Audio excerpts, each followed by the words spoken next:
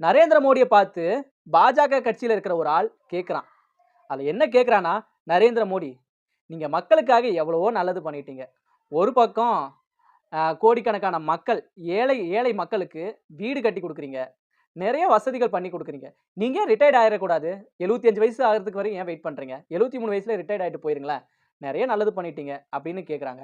அதுக்கு நரேந்திர மோடி என்ன சொல்றாருன்னா, "தம்பி, நரேந்திர மோடி நானு, என்னைய தோற்கடிக்கிறதுக்காக திமுக, திமுக, காங்கிரஸு, திரிணாமுல் காங்கிரஸு அப்படின்னு 27 கட்சிகள் இந்த மோடிய இந்திய நாட்டோட பிரதமர் ஆகக்கூடாது அப்படின்னு நெறைய பேர் போராடிட்டு வராங்க. அதுக்கு மட்டும் வாய்ப்பே குடுக்க மாட்டான் இந்த நரேந்திர மோடி அப்படின்னு நரேந்திர மோடி சொல்றாரு.